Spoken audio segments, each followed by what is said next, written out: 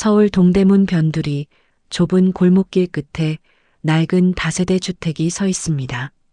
외벽의 페인트는 군데군데 벗겨져 있고 계단 난간은 녹이 슬어 손을 대면 붉은 가루가 묻어납니다.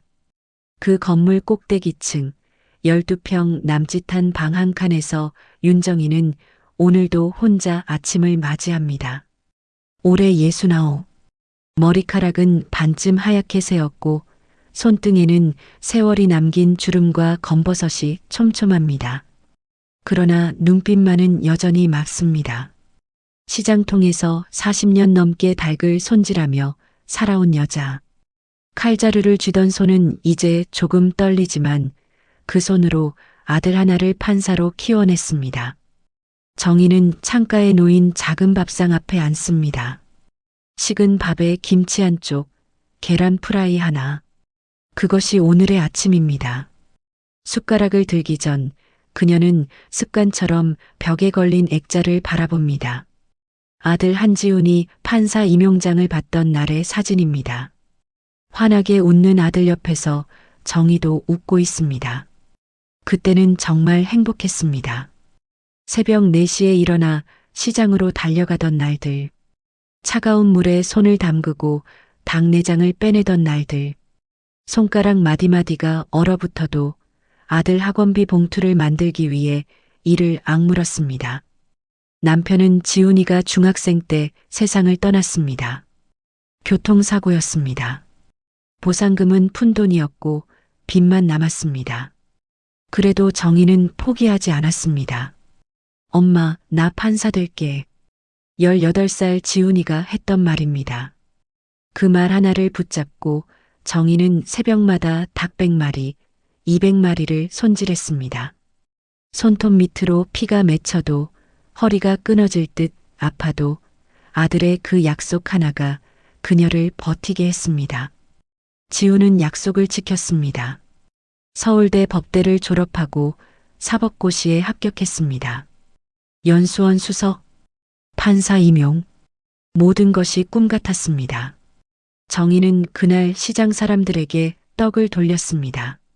평생 처음으로 목욕탕에 가서 때를 밀고 미장원에서 파마를 했습니다. 아들 임용식의 초라한 모습으로 갈 수는 없었으니까요. 그런데 그 행복은 오래가지 못했습니다. 지훈이 결혼을 했습니다. 상대는 강남 대형 로펌 대표의 딸 박서연이었습니다. 서울대 출신 변호사. 집안은 법조계에서 손꼽히는 명문. 처음 만났을 때 서연은 정희에게 다정하게 웃었습니다. 어머니, 앞으로 잘 모실게요. 그 말을 믿었습니다. 정희는 진심으로 기뻐했습니다. 아들이 좋은 집안과 인연을 맺었다고 이제 고생 끝이라고 생각했습니다. 하지만 결혼식이 끝나고 시간이 흐르면서 서연의 태도는 조금씩 달라졌습니다. 아니, 달라진 것이 아니라 본 모습이 드러난 것인지도 모릅니다. 서연은 친정에 매달 200만 원을 보냅니다.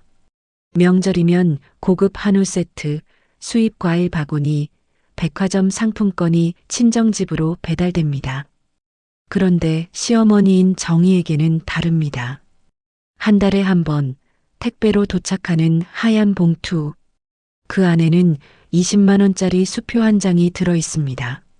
어머니, 요즘 경기가 어려워서요. 이것밖에 못 드려서 죄송해요.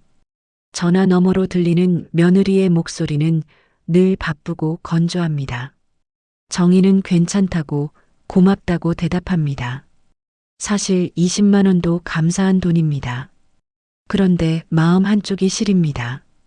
10배의 차이. 그것이 단순히 돈의 문제가 아니라는 것을 정희는 알고 있습니다. 손주 다온이를 보는 것도 쉽지 않습니다.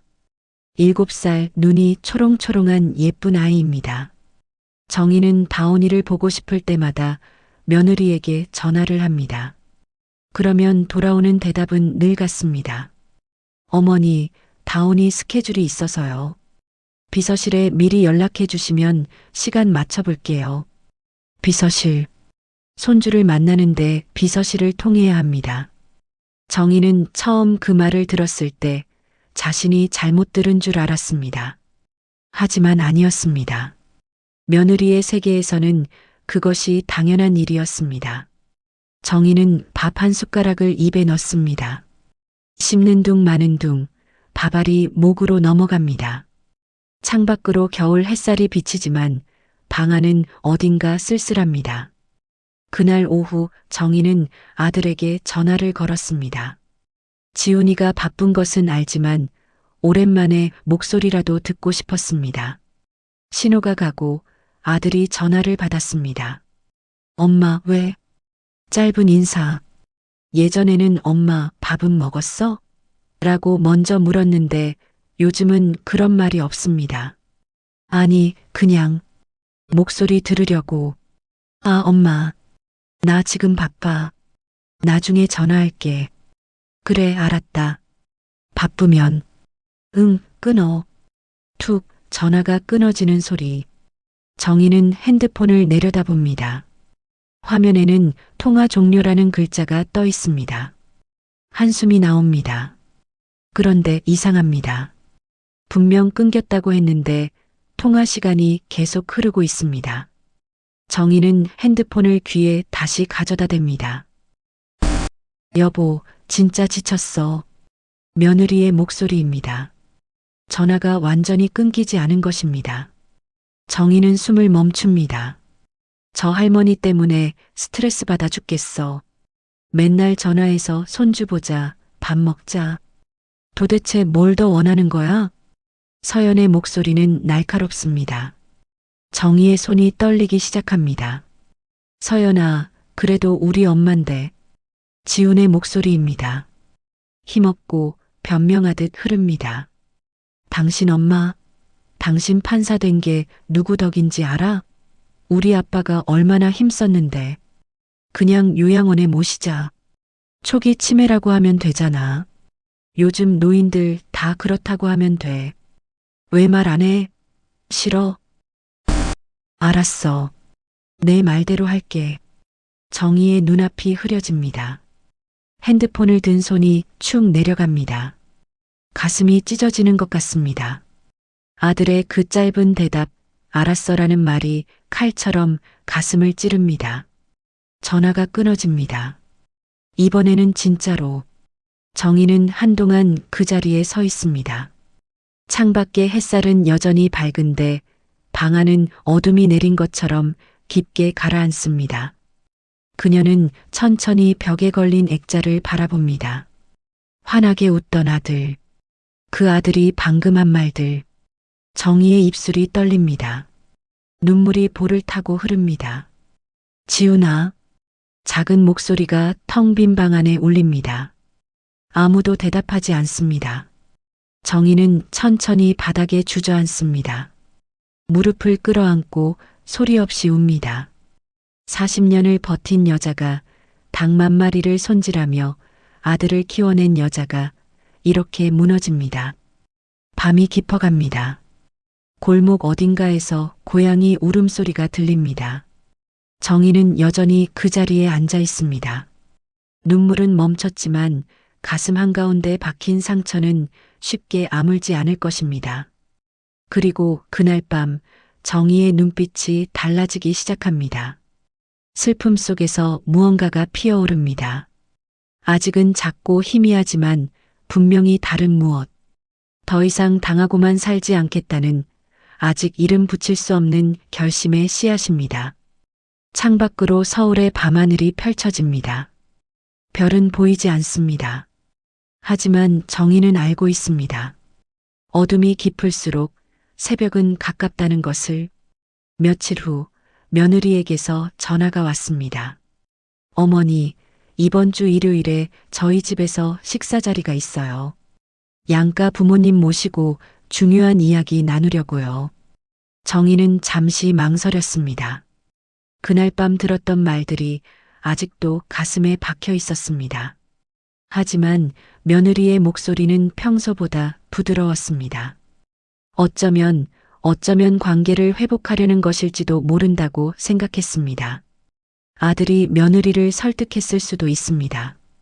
정희는 그렇게 믿고 싶었습니다. 그래, 알았다. 갈게. 일요일 아침 정희는 옷장을 열었습니다. 변변한 옷이 없었습니다. 결국 지훈이 판사 임용식 때 입었던 남색 정장을 꺼냈습니다. 10년이 넘은 옷이지만 그래도 가장 괜찮은 것이었습니다. 거울 앞에 섰습니다. 주름진 얼굴, 흰 머리, 거친 손. 정희는 애써 미소를 지어 보았습니다. 강남역에서 버스를 갈아타고 고급 주상복합 아파트 앞에 도착했습니다. 로비에 들어서자 대리석 바닥이 반들거렸습니다. 경비원이 정희를 위아래로 훑어보았습니다. 어디 가세요? 32층이요. 한지훈 판사 댁. 경비원의 표정이 달라졌습니다. 공손해졌지만 어딘가 의아하다는 눈빛이었습니다. 정희는 고개를 숙이고 엘리베이터에 올랐습니다. 32층. 문이 열리자 넓은 거실이 펼쳐졌습니다. 창밖으로 서울 전경이 한눈에 들어왔습니다. 고급 가죽 소파, 대형 샹들리에, 벽에 걸린 추상화. 정희가 사는 12평짜리 방과는 다른 세계였습니다. 어머니 오셨어요. 서연이 다가왔습니다. 흰색 블라우스에 베이지색 바지. 단정하고 세련된 차림이었습니다. 미소를 띠고 있었지만 눈은 웃지 않았습니다. 거실에는 이미 사람들이 모여 있었습니다. 서연의 부모, 박 회장 부부가 소파에 앉아 있었습니다. 지우는 창가에 서서 휴대폰을 보고 있었습니다. 손주 다온이는 방에서 나오지 않았습니다. 어서 오세요, 사돈어른. 박 회장이 자리에서 일어나 인사했습니다.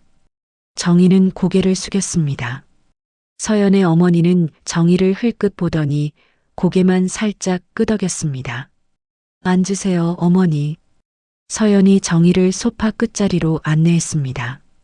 정희는 조심스럽게 앉았습니다. 소파가 너무 푹신해서 몸이 가라앉는 느낌이었습니다. 불편했습니다. 잠시 후 서연이 테이블 위에 태블릿과 서류 뭉치를 올려놓았습니다. 정희는 의아했습니다. 식사 자리에 서류라니. 오늘 모인 이유를 말씀드릴게요. 서연의 목소리가 달라졌습니다. 부드러움은 사라지고 차갑고 사무적인 톤이 되었습니다. 어머님 건강 문제예요. 정희는 눈을 깜빡였습니다. 건강 문제? 어디가 아프다는 말인지 이해할 수 없었습니다. 제가 관찰한 바로는 어머님께서 초기 치매 증상을 보이고 계세요. 공기가 얼어붙었습니다. 정희는 자신의 귀를 의심했습니다. 뭐라고? 같은 말씀을 반복하시고 없는 사람을 봤다고 하시고 날짜도 자주 헷갈려 하세요. 지난달에 다온이 생일이 언제냐고 3번이나 물으셨잖아요. 서연이 태블릿을 켰습니다. 화면에 날짜별로 정리된 표가 떠올랐습니다. 정의의 이상 행동이라고 적힌 항목들이 빼곡했습니다. 3월 15일 같은 질문 반복. 3월 22일 손주 이름을 헷갈림. 4월 3일 돌아가신 남편이 보인다고 말함. 정희의 얼굴이 창백해졌습니다. 그런 적 없었습니다. 손주 이름을 헷갈린 적도 남편이 보인다고 말한 적도 없었습니다. 이건 거짓말이야. 목소리가 떨렸습니다. 서연은 표정 하나 바꾸지 않았습니다. 어머니, 치매 환자분들이 자기 증상을 인식 못하시는 건 흔한 일이에요. 부정하시는 것도 증상 중 하나고요. 박 회장이 고개를 끄덕였습니다. 서연이 말이 맞아. 이럴 때 빨리 조치를 취해야 해. 서연이 서류를 꺼냈습니다. 입소 동의서라고 적혀 있었습니다. 아버지가 운영하시는 실버타운이 있어요. 시설이 좋고 의료진도 상주해요. 어머님 모시기에 최적이에요. 정희는 서류를 바라보았습니다. 글자들이 눈에 들어오지 않았습니다. 머릿속이 하얘졌습니다. 지훈아. 정희가 아들을 불렀습니다. 지훈은 여전히 창가에 서 있었습니다. 고개를 돌리지 않았습니다. 지훈아, 엄마 좀 봐. 지훈이 천천히 돌아섰습니다. 눈을 마주치지 않았습니다. 입술만 달싹거렸습니다. 엄마, 서연이 말 들어봐. 다 엄마 생각해서 그러는 거야. 그 순간 정희는 모든 것을 이해했습니다. 이것은 식사 자리가 아니었습니다. 재판이었습니다. 피고인은 자신이었고 판사와 검사와 배심원은 모두 한편이었습니다. 난 치매 아니야. 정희가 일어섰습니다. 목소리가 높아졌습니다. 내가 언제 그런 말을 했어? 언제 없는 사람을 봤다고 했어? 이건 다 거짓말이야. 서연이 한숨을 내쉬었습니다. 그리고 사돈들을 향해 고개를 저었습니다. 보세요. 감정 조절이 안 되시죠? 이게 전형적인 초기 치매 증상이에요. 뭐? 정희는 믿을 수 없었습니다. 자신이 화를 내면 그것조차 치매의 증거가 된다니. 덫이었습니다. 어떻게 해도 빠져나갈 수 없는 덫. 어머니, 앉으세요. 서연이 정희의 팔을 잡았습니다. 정희는 뿌리쳤습니다. 손 치워. 서연이 정희에게 바짝 다가섰습니다. 그리고 다른 사람들이 듣지 못하게 낮은 목소리로 속삭였습니다. 가진 것도 없이 아들 인생에 매달리는 늙은이. 본인 처지를 아세요. 정희의 눈이 커졌습니다. 숨이 막혔습니다. 그 순간 서연의 손이 움직였습니다. 찰싹 뺨을 맞았습니다. 소리가 거실 전체에 울렸습니다. 정희는 비틀거렸습니다. 볼이 화끈거렸습니다. 하지만 그보다 더 아픈 것은 따로 있었습니다. 아들이 움직이지 않았습니다. 지우는 창가에 선 채로 굳은 표정으로 바닥만 바라보고 있었습니다. 손 하나 까딱하지 않았습니다. 말 한마디 하지 않았습니다. 지훈아. 정희가 아들을 불렀습니다. 목소리가 갈라졌습니다. 지훈은 고개를 들지 않았습니다. 박 회장 부부는 못 본 척했습니다. 서연의 어머니는 찻잔만 들여다보고 있었습니다. 아무도 정희 편이 아니었습니다. 어머니, 흥분하시면 안 돼요. 건강에 해로워요. 서연의 목소리는 여전히 차분했습니다. 마치 아무 일도 없었다는 듯이. 정희는 천천히 몸을 일으켰습니다. 뺨에 손을 댔습니다.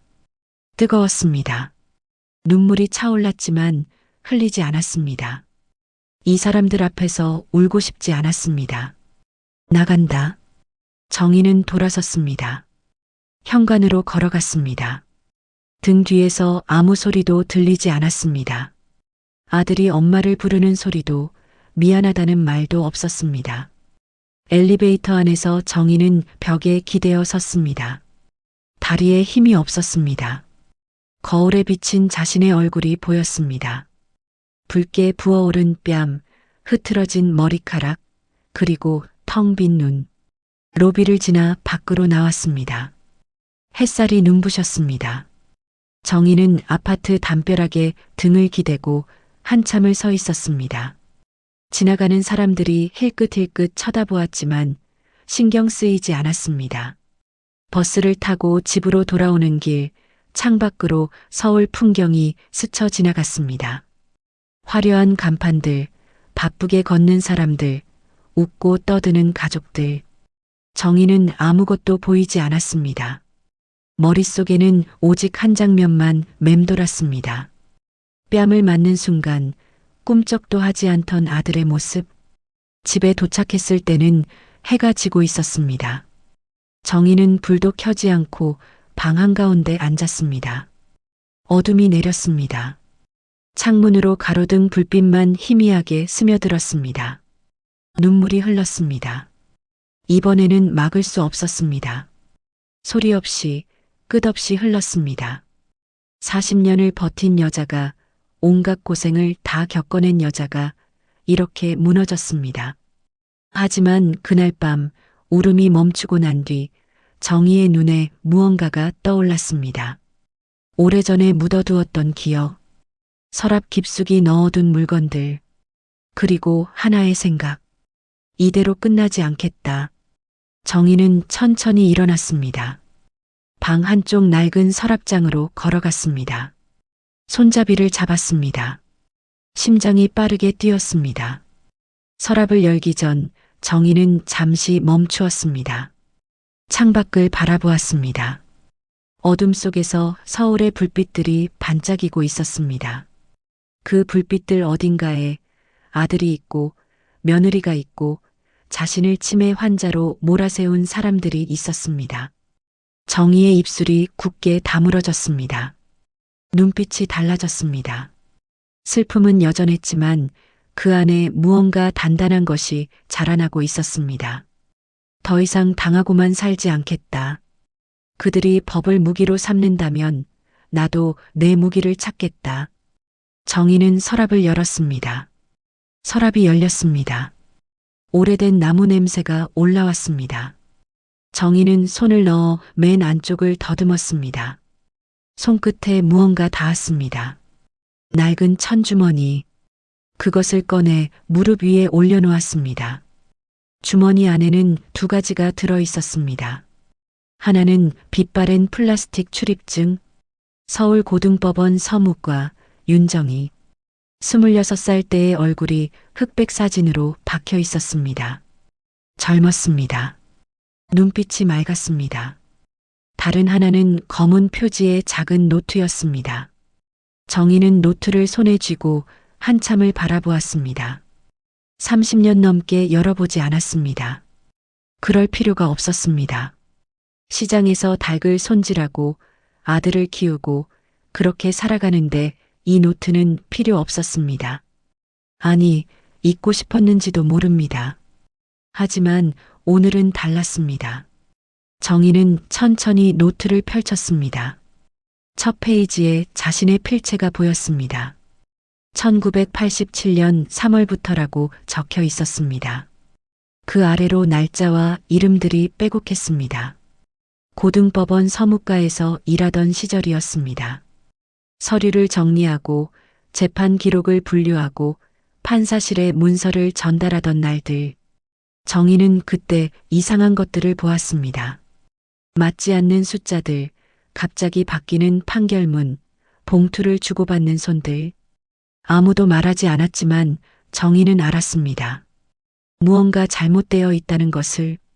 그래서 기록했습니다. 날짜, 이름, 금액, 재판번호. 누가 누구를 만났는지, 어떤 사건이 어떻게 뒤집어졌는지. 증거가 될 만한 것들을 모았습니다.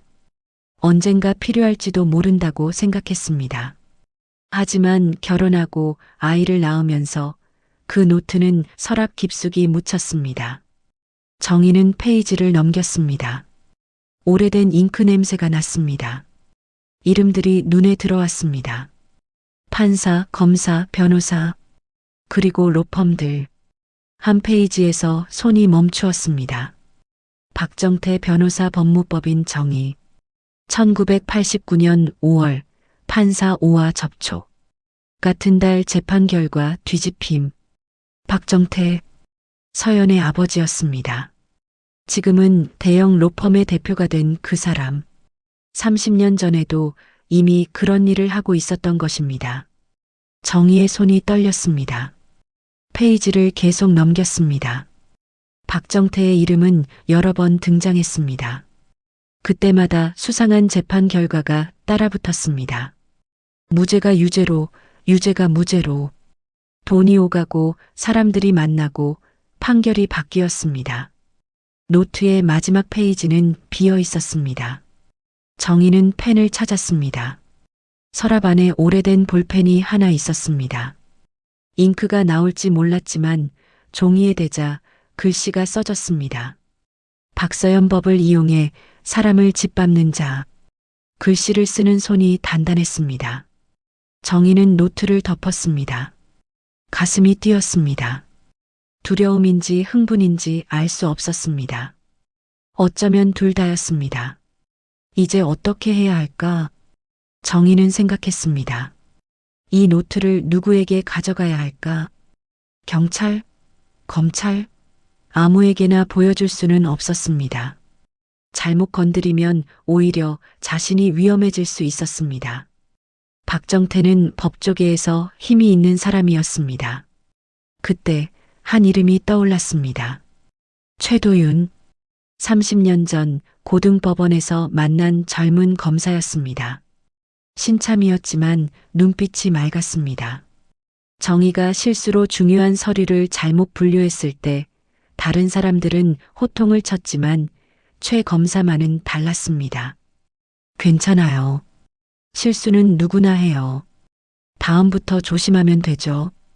그 한마디가 따뜻했습니다. 정의는 그 후로 최 검사가 필요한 서류가 있으면 먼저 챙겨두곤 했습니다. 작은 보답이었습니다. 최 검사는 늘 고맙다고 했습니다. 세월이 흘러 최도윤이 어떻게 되었는지는 몰랐습니다. 하지만 그때의 전화번호가 낡은 수첩에 적혀 있었습니다. 정의는 수첩을 찾았습니다. 번호가 있었습니다. 바뀌었을 가능성이 높았지만 시도해볼 가치는 있었습니다. 다음 날 아침 정의는 전화기를 들었습니다. 손가락이 떨렸습니다. 번호를 눌렀습니다. 신호음이 갔습니다. 한 번, 두 번, 세 번. 여보세요? 남자 목소리였습니다. 낮고 차분한 톤. 혹시 최도윤 검사님 되시나요? 잠시 침묵이 흘렀습니다. 네, 맞습니다. 누구시죠? 정의의 심장이 뛰었습니다. 30년 만이었습니다. 윤정이라고 합니다. 옛날에 고등법원 서무과에서. 윤정혜 씨? 목소리가 달라졌습니다. 놀라움이 섞여 있었습니다. 서무가 윤정혜 씨요? 아, 기억나요. 그때 서류 항상 챙겨주셨잖아요. 정의의 눈에 눈물이 고였습니다. 기억하고 있었습니다. 검사님, 드릴 말씀이 있어서요. 직접 만나 뵐 수 있을까요? 물론이죠. 어디가 편하세요? 약속 장소는 종로의 작은 카페였습니다. 정의는 일찍 도착해서 구석자리에 앉았습니다. 검은 노트가 든 가방을 무릎 위에 올려놓았습니다. 심장이 계속 뛰었습니다. 문이 열리고 한 남자가 들어왔습니다. 머리가 반백이 되었지만 눈빛은 30년 전과 같았습니다. 맑고 단단한 눈. 최도윤이었습니다. 윤정혜 씨. 그가 다가와 자리에 앉았습니다. 정의를 바라보며 미소 지었습니다. 많이 변하셨네요. 세월이 흘렀으니까요. 검사님도요. 정의도 웃었습니다. 하지만 곧 표정이 굳어졌습니다. 할 이야기가 있었습니다. 검사님, 부탁드릴 게 있어서요. 정의는 가방에서 검은 노트를 꺼냈습니다. 테이블 위에 올려놓았습니다. 최 검사의 눈이 노트를 향했습니다. 이게 뭡니까? 옛날에 고등법원에서 일할 때 기록해둔 거예요. 이상한 것들이 많았거든요. 판결이 갑자기 바뀌고 돈이 오가고. 정의는 노트를 펼쳤습니다. 페이지를 넘기며 설명했습니다. 이름들, 날짜들, 금액들. 최 검사의 표정이 점점 진지해졌습니다. 이 사람 박정태. 지금 대형 로펌 대표 아닙니까? 네. 제 며느리 아버지예요. 최 검사의 눈썹이 올라갔습니다. 정의는 이어서 말했습니다. 며느리에게 당한 일들, 치매 환자로 몰린 것, 뺨을 맞은 것.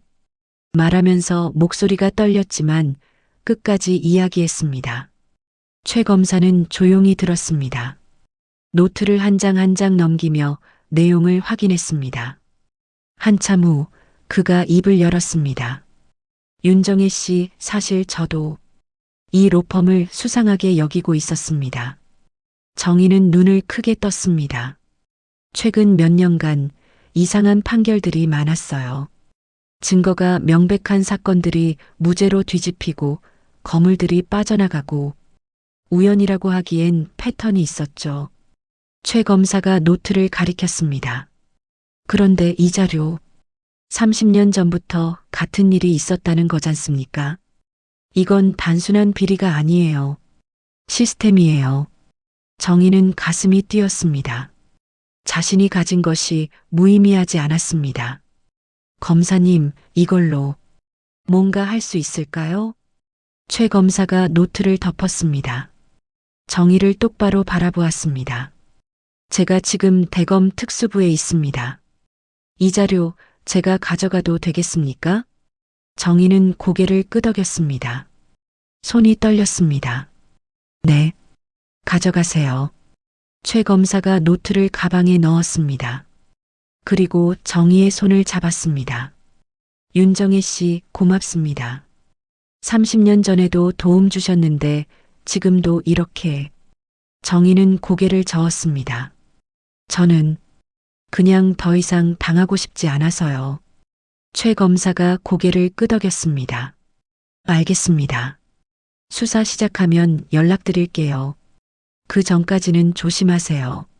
아무에게도 이 이야기 하지 마시고요. 정희는 대답했습니다. 알겠다고. 최 검사가 먼저 카페를 나갔습니다. 정희는 한참을 앉아 있었습니다. 커피는 식어 있었습니다.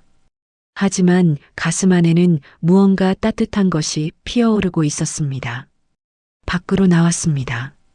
종로거리에 사람들이 오가고 있었습니다. 정희는 하늘을 올려다보았습니다. 구름 사이로 햇살이 비치고 있었습니다. 그런데 그때 정희의 핸드폰이 울렸습니다. 아들이었습니다. 며칠 만에 오는 연락이었습니다. 엄마. 지훈의 목소리는 낮고 피곤해 보였습니다. 뭐 하고 있어? 정희는 잠시 망설였습니다. 아무것도. 그냥 산책 중이야. 엄마, 나 할 말이 있어. 지훈의 목소리가 흔들렸습니다. 서연이가 그러는데 엄마가 요즘 이상한 행동을 한다고. 뭐? 누구 만나고 다닌다고. 정희의 등줄기가 서늘해졌습니다. 누군가 자신을 지켜보고 있었던 것입니다. 엄마, 무슨 일 있어? 솔직히 말해봐. 정희는 입술을 깨물었습니다. 대답할 수 없었습니다. 아직은 아무 일 없어. 걱정 마. 전화를 끊었습니다. 손이 떨렸습니다. 주위를 둘러보았습니다. 평범한 거리, 평범한 사람들. 하지만 그 중에 누군가가 자신을 보고 있을지도 모른다는 생각이 들었습니다. 정희는 빠른 걸음으로 지하철역을 향해 걸었습니다. 가슴이 두근거렸습니다. 두려웠습니다. 하지만 물러설 수 없었습니다. 이미 시작된 일이었습니다. 집으로 돌아오는 길 정희는 생각했습니다. 아들이 어느 편에 설까? 엄마 편일까? 아내 편일까? 대답은 이미 알고 있었습니다. 강남 식탁 위에서 아들은 이미 선택을 했습니다. 그래도 마음 한쪽에는 희망이 남아 있었습니다. 아들이 진실을 알게 되면 어쩌면 돌아올지도 모른다고. 하지만 그 희망은 곧 시험대에 오르게 될 것입니다. 밤이 깊어갔습니다. 정희는 불 꺼진 방에 앉아 창밖을 바라보았습니다. 서울의 밤은 여전히 밝았습니다. 하지만 그 불빛들 사이 어딘가에 어둠이 움직이고 있었습니다.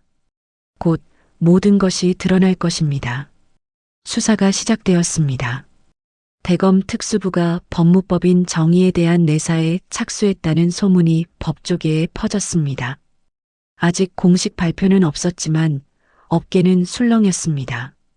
30년간 굳건하던 거대한 성에 균열이 생긴 것입니다. 하지만 박정태 회장은 동요하지 않았습니다. 로펌 회의실에서 그는 간부들을 모아놓고 말했습니다. 걱정할 것 없어. 우리는 누구든 다 막을 수 있어.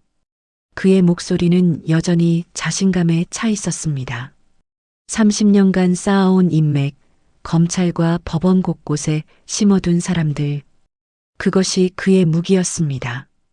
어느 날 저녁 정희의 집 초인종이 울렸습니다. 문을 열자 박서연이 서 있었습니다.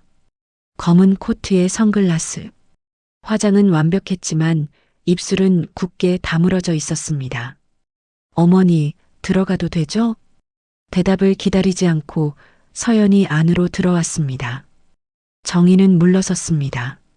심장이 빠르게 뛰었습니다. 서연이 방 안을 둘러보았습니다. 좁은 공간, 낡은 가구, 벗겨진 벽지. 그녀의 입꼬리가 살짝 올라갔습니다. 비웃음이었습니다. 여기서 사시는 거 정말 대단하세요. 정희는 대답하지 않았습니다. 서연을 바라보았습니다. 무슨 일이야? 서연이 선글라스를 벗었습니다. 눈빛이 차가웠습니다. 어머니, 요즘 뭐하고 다니세요? 누구 만나고 다니시냐고요? 서연이 한 발 다가왔습니다. 정희는 물러서지 않았습니다. 알아요. 다 알아요. 검찰 사람 만났죠? 뭔가 넘겼죠? 정희의 눈이 흔들렸습니다. 하지만 입을 열지 않았습니다. 서연이 웃었습니다. 소름 끼치는 웃음이었습니다. 어머니, 경고하는 거예요. 지금이라도 손 떼세요. 안 그러면 지훈 오빠 끝나요. 정희의 심장이 멈추는 것 같았습니다. 무슨 소리야? 서연이 가방에서 서류 봉투를 꺼냈습니다. 테이블 위에 던졌습니다. 지훈 오빠 판사 임용, 어떻게 된 건지 아세요? 정희는 봉투를 바라보았습니다. 손이 떨렸습니다. 우리 아버지가 밀어줬어요. 당시 법원 인사 담당자한테 손 써서 오빠 실력이 모자랐다는 게 아니에요. 근데 경쟁이 치열했거든요. 그래서 아버지가 도와준 거예요. 정희의 얼굴이 창백해졌습니다. 거짓말 아니에요. 여기 다 있어요. 증거. 서연이 봉투를 가리켰습니다. 어머니가 건드리면 이거 다 터져요. 지훈 오빠도 같이 끝나는 거예요. 판사직 박탈, 아니 형사처벌까지 갈 수도 있어요. 정희는 말을 잃었습니다. 다리에 힘이 빠졌습니다. 벽에 기대어 섰습니다. 그러니까 손 떼세요. 어머니 혼자 복수하겠다고 아들까지 망치려는 거예요? 서연의 목소리가 날카로웠습니다. 선택하세요. 검찰에 협조 안 하겠다고 하면 지훈 오빠는 지켜줄게요. 근데 계속 이러시면 저도 방법이 없어요. 정희는 고개를 들었습니다. 서연을 바라보았습니다. 눈에 눈물이 고여 있었지만 흘리지 않았습니다. 지훈이가 알고 있었어? 서연이 잠시 멈추었습니다. 몰랐어요. 나중에 알았죠. 그때부터 우리 아버지한테 꼼짝 못했어요. 정희는 눈을 감았습니다. 아들의 얼굴이 떠올랐습니다. 강남 식탁에서 아무 말 못하던 아들.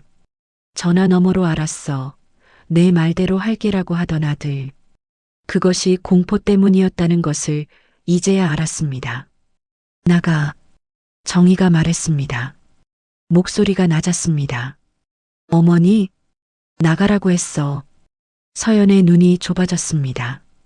후회할 거예요. 후회 안 해. 나가. 서연이 봉투를 집어들었습니다. 문 앞에서 멈추었습니다. 마지막 기회예요, 어머니. 정희는 대답하지 않았습니다. 창밖을 바라보았습니다. 서연이 문을 열고 나갔습니다. 쾅, 문 닫히는 소리가 방 안에 울렸습니다. 정희는 그 자리에 서서 한참을 움직이지 못했습니다. 다음 날 아침 정희의 집에 또 누군가 찾아왔습니다. 젊은 여자였습니다. 26쯤 되어 보였습니다. 단정한 정장 차림에 안경을 쓰고 있었습니다. 손에는 서류 가방을 들고 있었습니다. 윤정희 어머님이시죠? 정희는 경계했습니다. 또 며느리 쪽 사람인가? 누구세요? 저는 김하늘이라고 합니다.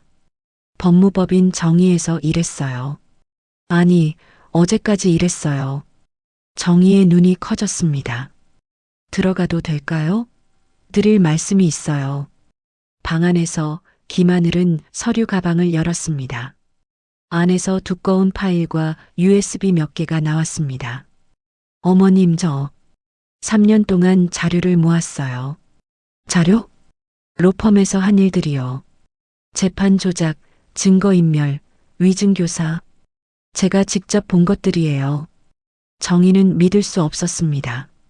왜 이런 걸? 김하늘의 눈에 눈물이 맺혔습니다. 저희 아버지도 당했어요. 5년 전에 산재 사고였는데 회사 측 변호를 정의 로펌이 맡았거든요. 아버지는 보상 한 푼 못 받고 돌아가셨어요. 나중에 알았어요. 판사한테 손을 썼다는 거. 정희는 숨을 멈추었습니다. 그래서 로스쿨 가고 일부러 그 로펌에 들어갔어요. 증거 모으려고, 언젠가 복수하려고.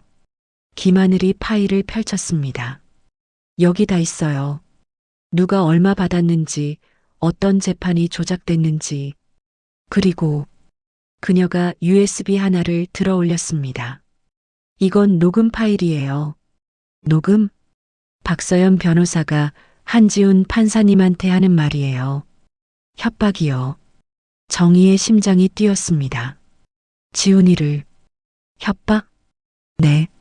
판사님은 공범이 아니에요. 피해자예요. 처음부터 끝까지 협박당한 거예요. 정희의 눈에서 눈물이 흘렀습니다. 아들이 악인이 아니었습니다.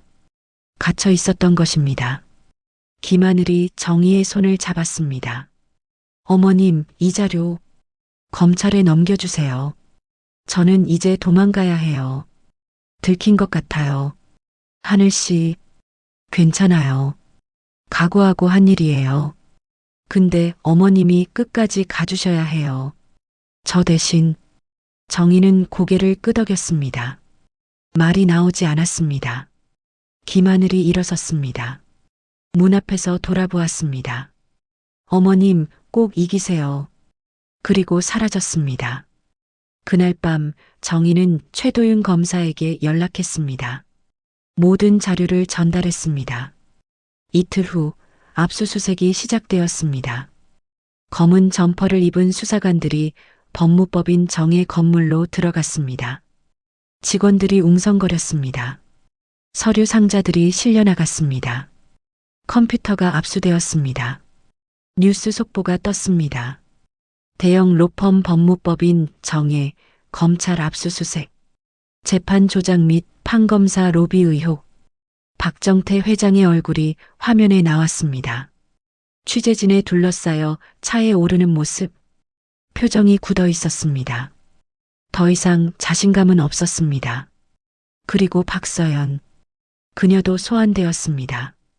정희는 작은 텔레비전 앞에 앉아 뉴스를 보았습니다. 며느리가 검찰청으로 들어가는 모습. 선글라스로 얼굴을 가리고 있었지만 걸음이 흔들렸습니다. 화면이 바뀌었습니다. 앵커가 말했습니다. 이번 수사로 현직 판사, 검사 다수의 이름이 로비 명단에 포함된 것으로 확인되었습니다. 법조계 전체를 뒤흔드는 스캔들이 될 전망입니다. 정희는 텔레비전을 껐습니다. 조용해졌습니다. 그때 핸드폰이 울렸습니다. 아들이었습니다. 엄마. 지훈의 목소리는 떨리고 있었습니다. 나 알아. 엄마가 한 거. 정희는 대답하지 않았습니다. 엄마, 미안해. 정말 미안해. 아들이 울고 있었습니다. 전화 너머로 흐느끼는 소리가 들렸습니다.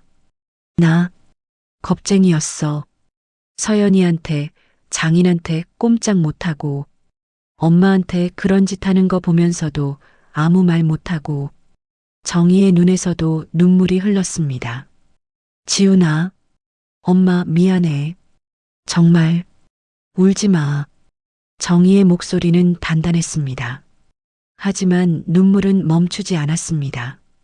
엄마가 널 원망한 적 없어. 내가 무슨 상황이었는지 이제 알았어. 내 잘못 아니야. 엄마, 이제 다 끝났어. 다 끝난 거야. 전화 너머로 아들의 울음소리가 계속되었습니다. 정희는 핸드폰을 귀에 댄 채 한참을 앉아 있었습니다. 창밖으로 서울의 밤이 보였습니다. 반짝이는 불빛들, 그 불빛들 사이 어딘가에서 무너지는 것들이 있었습니다. 오랫동안 진실 위에 쌓아 올린 거짓들이, 하지만 동시에 새로 시작되는 것들도 있었습니다. 정희는 눈물을 닦았습니다. 깊이 숨을 쉬었습니다. 아직 끝난 것이 아니었습니다. 재판이 남아 있었습니다. 모든 진실이 밝혀져야 했습니다. 하지만 가장 어려운 고비는 넘긴 것 같았습니다. 밤이 깊어갔습니다. 정희는 불을 끄고 누웠습니다. 오랜만에 마음이 조금 가벼웠습니다. 내일 새로운 하루가 밝을 것입니다. 서울중앙지방법원 대법정. 사건은 시작된 지 석 달 만에 재판에 넘어갔습니다. 법조계 역사상 최대 규모의 비리 사건. 언론은 연일 이 재판을 다뤘습니다. 방청석에는 취재진과 시민들로 가득했습니다. 카메라 셔터 소리가 끊이지 않았습니다. 피고인석에 박정태와 박서연이 앉았습니다. 수의는 입지 않았지만 두 사람의 얼굴은 초췌했습니다. 특히 서연은 몰라보게 야위어 있었습니다. 화장기 없는 얼굴, 단정하지 못한 머리. 그녀를 처음 봤을 때의 모습은 어디에도 없었습니다. 증인석에 윤정희가 섰습니다. 정희는 69의 나이에 난생 처음 법정에 서는 것이었습니다. 심장이 뛰었습니다. 손에 땀이 났습니다. 하지만 다리는 떨리지 않았습니다. 재판장이 물었습니다. 증인, 박서연 피고인과의 관계가 어떻게 됩니까? 며느리입니다. 정희의 목소리는 단단했습니다.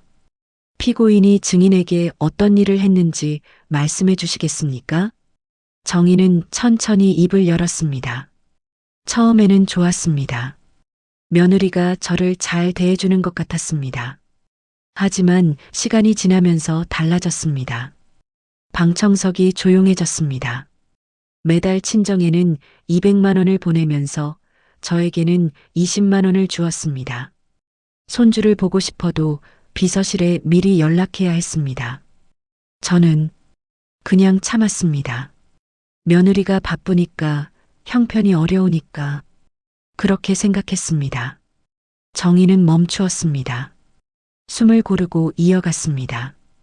그러다 전화가 끊기지 않은 채로 며느리와 아들의 대화를 듣게 되었습니다.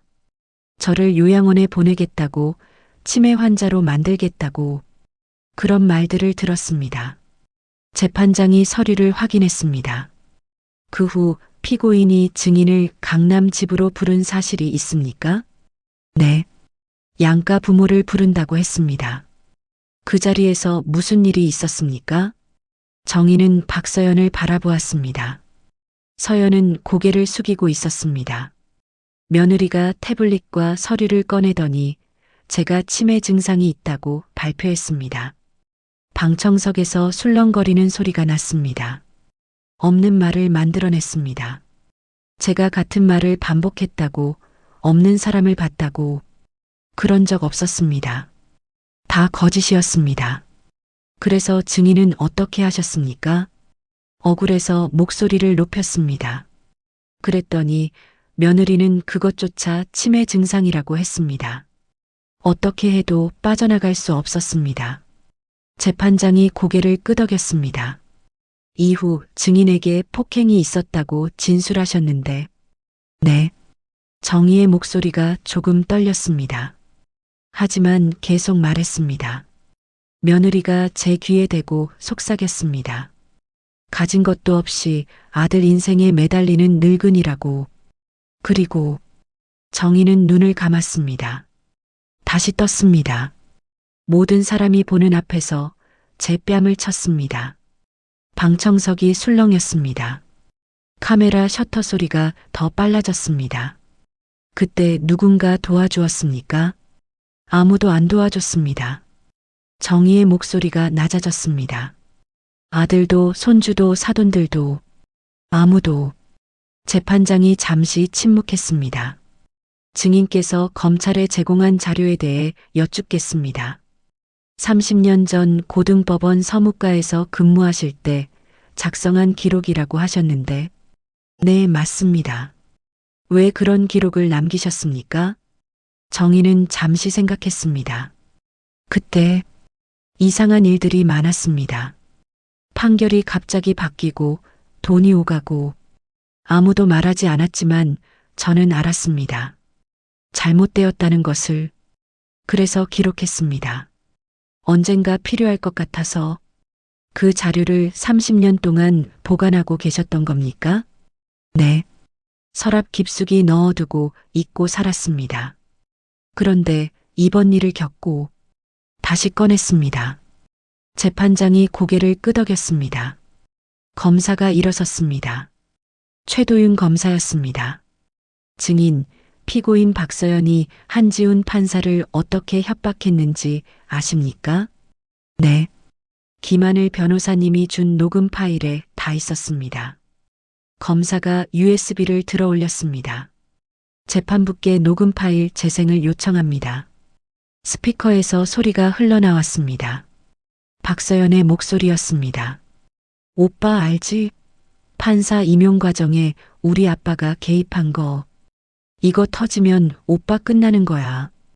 그러니까 말 잘 들어. 이어서 지훈의 목소리. 서연아, 제발. 이러지 마. 이러지 말라고? 이미 늦었어. 오빠는 이미 공범이야. 아니, 공범으로 만들 수 있어. 녹음이 멈췄습니다. 방청석이 술렁였습니다. 박서연은 얼굴을 두 손으로 감쌌습니다. 정희는 증인석에 서서 며느리를 바라보았습니다. 분노는 없었습니다. 연민도 없었습니다. 그냥 슬펐습니다. 재판은 계속되었습니다.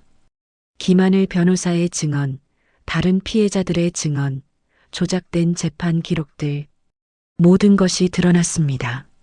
사흘간의 공판이 끝나고 일주일 후 선고가 내려졌습니다. 박정태, 징역 10년, 법무법인 정혜, 업무정지 후 폐쇄, 박서연, 징역 7년. 방청석에서 탄성이 터졌습니다. 취재진이 일어섰습니다. 카메라 플래시가 터졌습니다. 정희는 방청석 구석에 앉아 조용히 그 모습을 지켜보았습니다. 마침내 끝났습니다. 재판이 끝난 후 한지훈은 판사직을 사퇴했습니다. 기자회견을 열었습니다. 플래시 세례를 받으며 그는 고개를 숙였습니다. 저는 제 직위를 이용해 비리를 저지르지는 않았습니다. 하지만 협박에 굴복해 침묵했습니다. 그것 자체가 잘못입니다. 판사로서의 자격이 없습니다. 사퇴합니다. 그는 깊이 고개를 숙였습니다. 오랫동안 그 자세를 유지했습니다. 며칠 후 지우는 정희의 집을 찾아왔습니다. 좁은 방 한가운데 아들은 무릎을 꿇고 앉았습니다.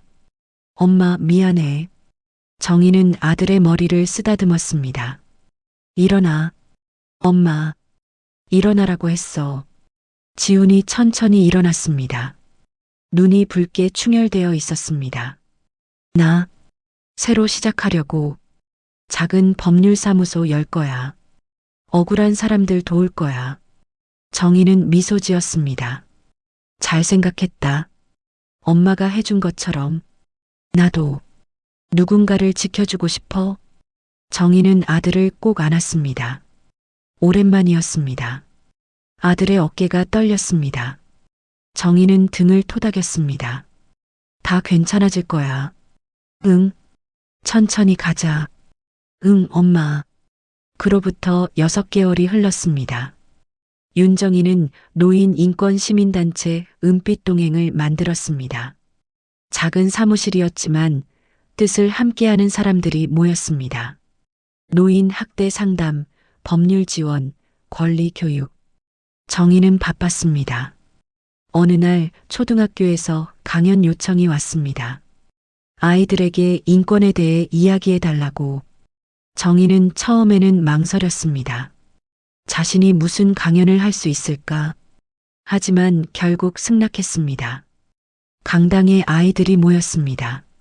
3학년부터 6학년까지 앞줄에 다온이가 앉아 있었습니다. 지훈이 데려온 것이었습니다. 정희는 단상에 섰습니다. 떨렸습니다. 하지만 아이들의 눈을 보자 마음이 차분해졌습니다. 안녕하세요. 저는 윤정이라고 합니다. 목소리가 강당에 울렸습니다. 할머니가 여러분에게 들려주고 싶은 이야기가 있어요.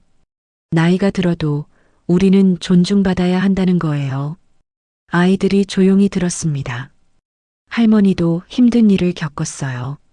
가족한테 상처받았어요. 하지만 포기하지 않았어요. 법을 공부하고 도움을 구하고 끝까지 싸웠어요. 정희는 아이들을 천천히 둘러보았습니다. 여러분 주변에도 힘든 어르신들이 있을 거예요. 할머니, 할아버지들이요. 그분들을 존중해 주세요. 나이가 많다고 해서 무시해도 되는 게 아니에요. 다온이가 손을 들었습니다. 할머니, 질문이요. 응, 말해봐. 할머니는 화나지 않으세요? 나쁜 사람들한테. 정희는 잠시 생각했습니다. 화났었어. 많이 화났었어. 하지만 지금은 그냥 그 사람들이 변했으면 좋겠어. 다시는 다른 사람을 아프게 하지 않았으면 좋겠어. 다온이가 고개를 끄덕였습니다. 강연이 끝나고 다온이가 달려왔습니다. 할머니, 정희는 손줄을 안아 올렸습니다. 무거워졌습니다. 많이 자랐습니다. 다온아, 할머니, 나 커서 할머니처럼 될 거예요. 정의로운 사람. 정희는 웃었습니다. 눈물이 났습니다. 하지만 슬픈 눈물이 아니었습니다.